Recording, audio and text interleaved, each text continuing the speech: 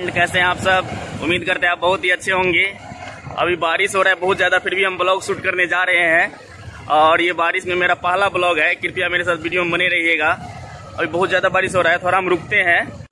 मौसम बहुत ही खराब है तो अभी थोड़ा सा हम रुकते हैं क्योंकि बारिश हो रहा है, तो अभी थोड़ा सा हॉल्ट मारना पड़ेगा। देखिए कितना एकदम झोपड़ी है, अथी थोड़ा सा ठीक ठाक नहीं है स्थिति में, लेकिन फिर भी हम यहाँ पे रुकना पड़ेगा। तो अभी रुकते हैं यहाँ पर।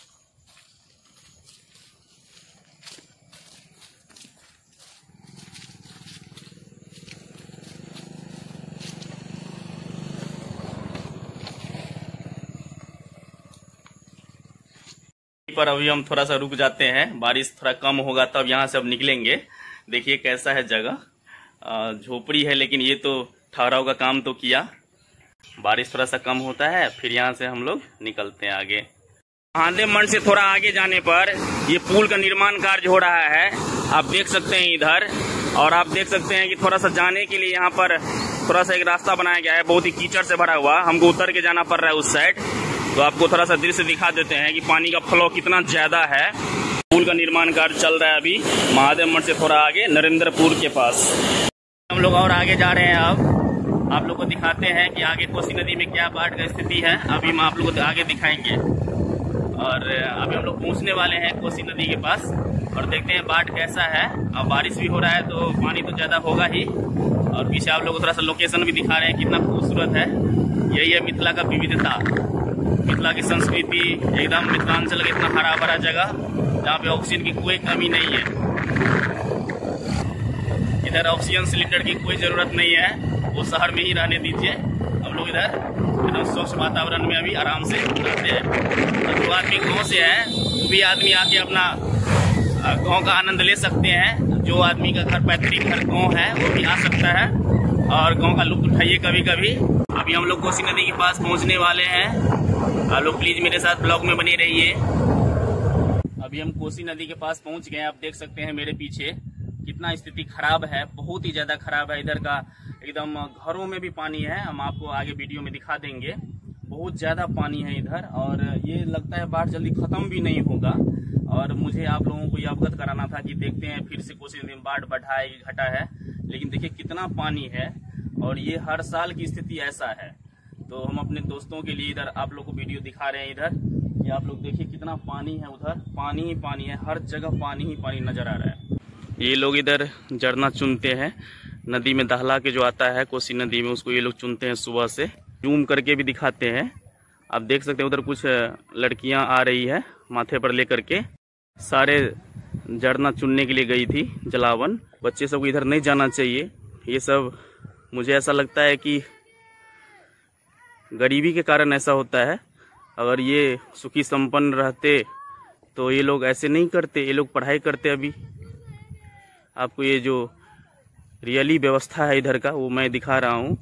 देखिए कितना पानी है इधर और एक लड़की इधर झरना चुन रही है अकेले, देखिए। और कैसा नज़ारा है और स्थिति बहुत ही अभी खराब है इधर का मिथिलांचल का बाढ़ को लेकर के। आप देख सकते हैं झरना चुन रही है, उधर से जो पहाड़ी इलाका से जो दहला के आता है इधर उसको चुन रही है। एक नहीं है, देख सकते हैं इधर भी आपको थोड़ा दिखता होगा छोटे छोटे बच्चे। एक बार पुनः हम इधर आए हैं घूमने के लिए। एक और वीडियो हम इस तरह का बना चुके हैं कोसी बैरेज नेपाल का। नीचे आप लोग को वीडियो में जाइएगा तो चैनल के नीचे आप लोग को मिल जाएगा।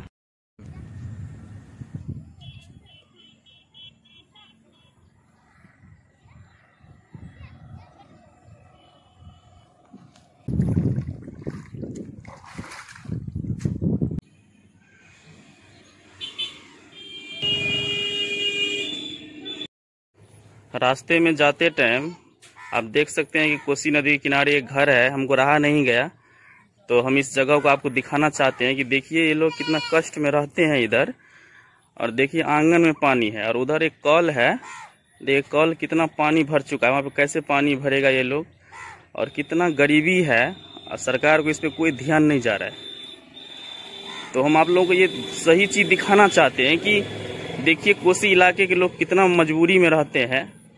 नदी के जस्ट किनारे में है और ये आंगन में देखिए कितना पानी है। ये गरीब लोग इधर कैसे रहेंगे।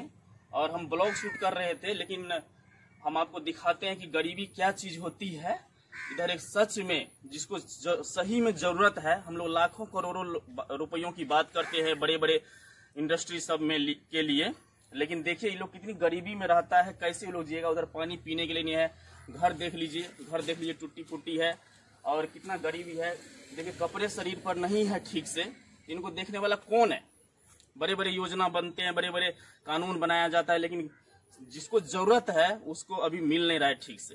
ये कहल चाहे हमरा जेना नीक से रहबै श्रेष्ठ कहल चाहे छियै, हमरा कहने पानी में हेल रहा हमरा के राशन पानी किछो नहीं मिले छे। एते दिन रहलिए यो आई सब दिन ई बाढ़ पानी आवे छे, हेलै छियै, सरकार कोनो न मानता दै छे। सब साल पानी आबैया, सब साल पानी आबै छे, अहिना बाढ़ रहे सब साल अहिना बाढ़ रहे छे, लेकिन सरकार कोनो मानता नहीं दै छे। हमरा गरीब छियै, कमेबै तबे न खेबै, तो कतऽ से लाबबै जे एते पानी के हमरा के रोकबै। सही बात। तो आप देख लिए कि ये गरीबी साफ झलक रहा है, कहने की बताने की कोई आवश्यकता नहीं है। तो अगर आप लोग मेरे वीडियो को देख रहे हैं तो प्लीज़ मेरे वीडियो को ज़रूर शेयर कर दीजिएगा और कमेंट में मुझे बताइएगा कि आपको ये कैसा लगा और क्या होना चाहिए इसका सॉल्यूशन। ध्यान दीजिए। इन्होंने बताया कि अभी 4 बेटे हैं इनके और घर देखिए रहने के लिए नहीं है और उनका एक बेटा पढ़ रहा है। देखिए कितनी गरीबी की हालत में पढ़ रहा है, एकदम मेहनत करके। इधर एक भैंस बांधा हुआ है और देख लीजिए इसके अभी हम दिखाते हैं चारा, इसमें कुछ भी नहीं है, तो हर जगह पानी है तो कहाँ से चारा लाएगा। तो ये भी सही बात है। इसके घर में आने के लिए आपको देखिए नीचे आना पड़ेगा, एकदम जमीन के नीचे, ऊपर से नीचे आना पड़ेगा। कमाते हैं, मिट्टी डालेगा तो खाएगा कौन बाल बच्चा, कौन चीज खाएगा। तो सरकार से आप क्या कहना चाहते हैं? सरकार का जो मिनती होगा ना सो करो। एक ठीक भैंसी है, उसको चारा भी नहीं है, बाल बच्चा का भैंस का चारा भी नहीं है, बाल बच्चा को खिलाने के लिए पैसे नहीं है और आंगन में सब साल पानी रहता है और ज्यादा बाढ़ आने पर बाबा ने बताया कि कहीं दूसरी जगह जाना पड़ता है। रोड पर जाते हैं, रोड पे जाता है, तंबू लगा के तब रहना पड़ता है। तो इतना दिक्कत है, तो इन लोगों को हेल्प मिलना चाहिए। तो अगर सरकार से कुछ हो सके तो वीडियो को शेयर करने से ही होगा। और इस इलाके में हर एक घर में ऐसी स्थिति है, तो हम कहाँ कहाँ जाते, तो मैंने एक घर को आपको दिखाया कि डायरेक्ट मतलब कोसी नदी में ही घर है ये, ऐसा है। और ये है जगह कौन है बाबा, ये जगह कौन है, कौन गांव है? कमलपुर है। ये कमलपुर है और नेपाल से जस्ट सटा हुआ है। तो ई बाबा अहाँ बच्चा सबके कनी और 2-4 दिन तक अपन देख सके आराम से। और